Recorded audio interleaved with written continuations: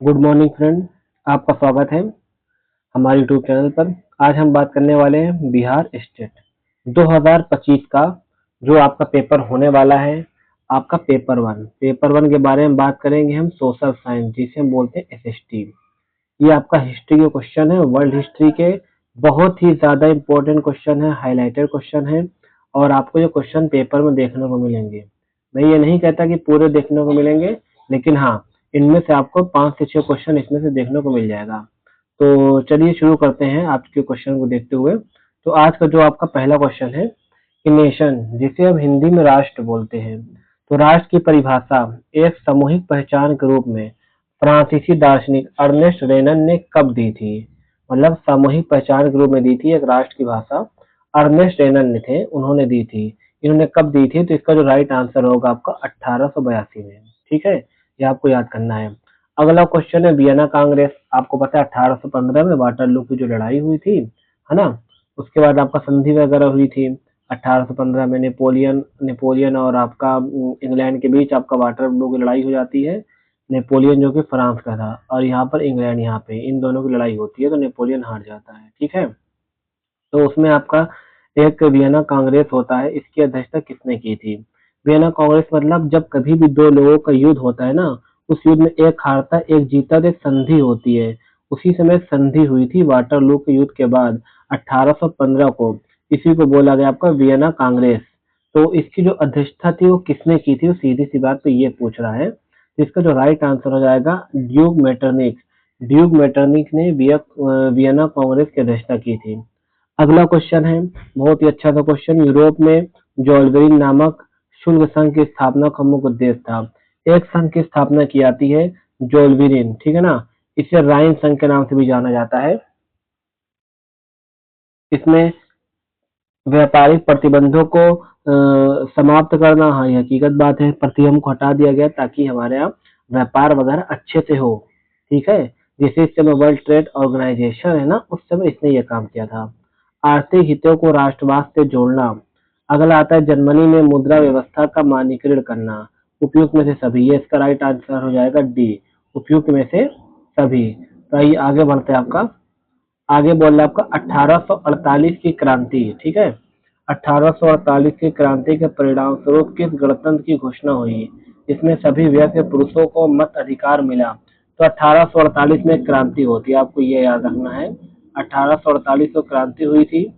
ये लगभग लगभग यूरोप के जो जितने भी राष्ट्र थे ना, वहाँ पे 1848 क्रांति होती है। ठीक है, तो इसमें क्या पूछा है कि किस गणतंत्र की स्थापना हुई थी जिसमें सभी पुरुषों को अधिकार मिला था? तो इसमें आपका बताना है कि इसमें किस गणतंत्र की स्थापना हुई थी। इसका जो राइट आंसर हो जाएगा आपका चौथे का बी, दूसरे गणतंत्र की स्थापना हुई थी। ठीक है, तो ये आपका बहुत ही हाईलाइटर क्वेश्चन है। 1848 क्रांति आपको बिल्कुल अच्छी तरीके से इसको आपका याद कर लेना है। ठीक है, चलिए आगे चलते हैं। 4 क्वेश्चन हो गए हमारे। हम बात करेंगे आपका 5वां क्वेश्चन। 5वां क्वेश्चन क्या बोल रहा है कि इटली के एकीकरण में लाल कुर्ती नामक स्वयं सेवकों की टुकड़ी का गठन किसने किया था? तो इटली के एकीकरण में एक जो है स्वयं सेवक थे लाल कुर्ती। लाल कुर्ती मतलब ये है कि जो इंसान लोग थे ना, ये व्यक्ति क्या करते थे, लाल कलर की कुर्ती पहनते थे, लाल कलर का कपड़ा पहनते थे, इसलिए इन्हें लाल कुर्ती कहा गया था। और लाल कुर्ती का जो गठन था उसको किसने किया था, इसने पूछा। तो इसका राइट आंसर है गैरीबाल्डी। ठीक है ना। अब हम मैजनी के बारे में बात करते हैं। तो इटली के एकीकरण की महत्वपूर्ण भूमिका निभाई थी मैजनी ने। एकीकरण का प्रमुख भूमिका मैजनी ने निभाई थी। गैरीबाल्डी ने क्या किया था, युद्ध वगैरह करके किया था। काबूर कौन था? काबूर आपका सार्डिनिया पीडमान का जो चांसलर था, प्रधानमंत्री था। ठीक है, ये काबूर के बिना हो भी नहीं पाता था क्योंकि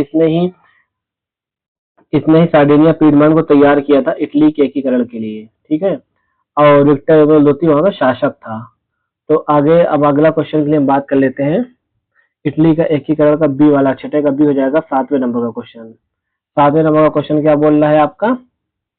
ये रहा, जर्मनी के एकीकरण में बिस्मार्क ने किस नीति का अनुसरण किया था जिसे लौह एवं रक्त की नीति कहा जाता है? तो बिस्मार्क ने एक नीति अपनाई थी जिससे रक्त और लौह की नीति कहा जाता है। तो पहली बात तो आपको याद रखना है, रक्त और लौह की नीति किसने अपनाई थी? तो रक्त एवं लोक नीति आपका बिस्मार्क ने अपनाई थी। तो एक क्वेश्चन तो यहाँ से बन गया, जो क्वेश्चन अक्सर आपको पूछने को मिलता है। तो ऑटो बिस्मार्क ने रक्त लोक नीति अपनाई थी और ये किससे संबंधित है? जर्मनी के एकीकरण से संबंधित था। कौन? बिस्मार्क। बिस्मार्क आपका जर्मनी के एकीकरण से संबंधित था, ये चीज आपको याद रखना है, ठीक है। तो हमने इसमें से 2 क्वेश्चन बना लिया। अब हम बात कर लेते हैं आपका कि इसने रक्त लोक नीति किस क्षेत्र में अपनाया था? वो था आपका आर्थिक सुधार। ये चाहता था कि आर्थिक सुधार हो, इसलिए इसने आपका ये नीति अपनाई थी। आज का 8वां क्वेश्चन आपका, निम्नलिखित में से कौन सी संधि जिसने यूनान को एक स्वतंत्र राष्ट्र घोषित किया?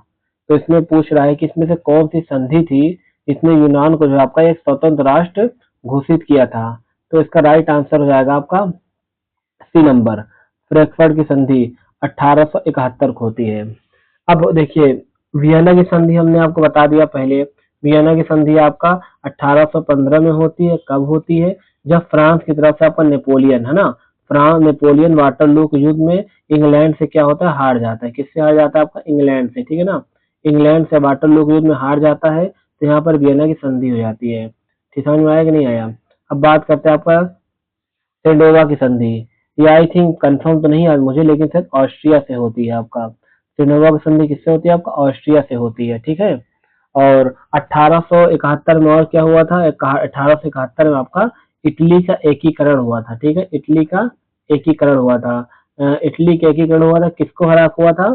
तो इटली का जो एकीकरण हुआ था ना आपको, वो आपको बता देते हैं। इटली का एकीकरण आपको फ्रांस को, देखो, फ्रांस को हराया था, फ्रांस को हराया था, ठीक है ना। फ्रांस को हराया था सार्डिनिया पीडमांट ने। फ्रांस को हराया था सार्डिनिया पीडमांट ने। सार्डिनिया पीडमांट ने आपको क्या किया था? फ्रांस को हरा दिया था। तो उसके बाद ये जो फ्रांस को हराया, उसके बाद एक संधि होती है। जब कभी युद्ध होता है ना, उससे संधि होती है।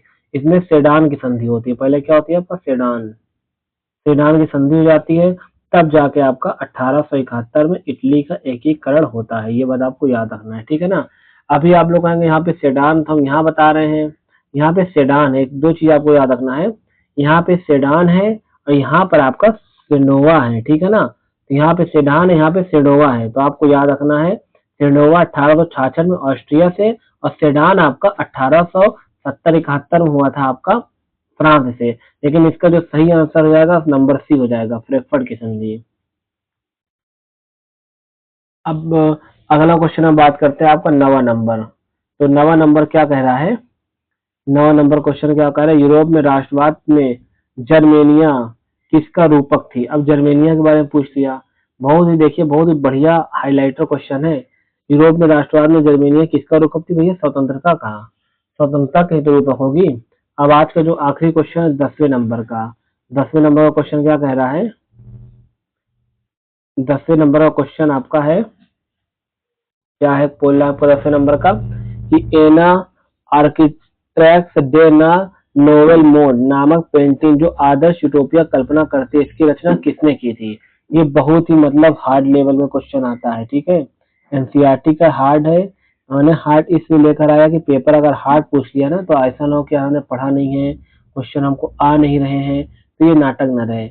इसका सही आंसर है आपका यूजेन डेला क्रुआ। हालांकि इस क्वेश्चन का आंसर मुझे भी नहीं पता था, मैं भी काफी देर तक कंफ्यूज था, इसको निकाल कर लाया हूँ। वीडियो अगर पसंद आई हो तो लाइक और सब्सक्राइब जरूर कीजिएगा। हम इसी तरीके की वीडियो लाते रहेंगे, इससे बेहतर लाएंगे। अपने टेलीग्राम पर हम 500 क्वेश्चन की एक एमसीक्यू बिहार स्टेट के पेपर के 2 दिन पहले, हालांकि कल डेट अनाउंस हो जाएगी, उसके बाद हम 2 दिन पहले आपको लेकर आएंगे। बिहार टेलीग्राम हमारा चैनल है, वहां पे आपको डाल दिया जाएगा। तो आप वहां से जाकर 500 क्वेश्चन की जो श्रृंखला है ना एसएसटी की, अब 500 में से मैं ये नहीं कहता कि 100 फंस जाएगा, जी नहीं। 100 क्वेश्चन कभी भी नहीं फंसते, किसी भी चाहे यहाँ देख लो। हाँ, 500 में से आपको हम 60, लगभग 60 से 65 क्वेश्चन आपके फंसने के चांसेस हैं। और ये 60 से 65 फंसने का मतलब ये नहीं कि बहुत बड़ी बात है। क्यों यार, देखो आपको पता है कि आपको क्लास 8 से मॉडर्न हिस्ट्री पढ़ना है। क्लास 8 से क्या पढ़ना है आपका? Modern history. तो क्लास 8 से आपको मॉडर्न हिस्ट्री पढ़ लेना है। 9 और 10 की आपका हिस्ट्री, ज्योग्राफी, पॉलिटिकल, इसको पढ़ना है, ठीक है। इकोनॉमिक्स की मुश्किल से 8 से 10 क्वेश्चन आते हैं। 8 से 10 क्वेश्चन आते हैं, जब आप मॉक लगाएंगे ना, जब आप मॉक टेस्ट लगाएंगे तो 8 से 10 क्वेश्चन आपको इकोनॉमिक्स का कवर हो जाएगा। हालांकि बिहार स्टेट की रणनीति क्या होनी चाहिए, मैंने कैसे क्रैक किया, आपको क्या करनी चाहिए, अगर आप इस तरह की जानकारी चाहते हैं तो हमें कमेंट बॉक्स में ज़रूर बताइएगा और हमारे चैनल को ज़रूर सब्सक्राइब कीजिएगा। धन्यवाद।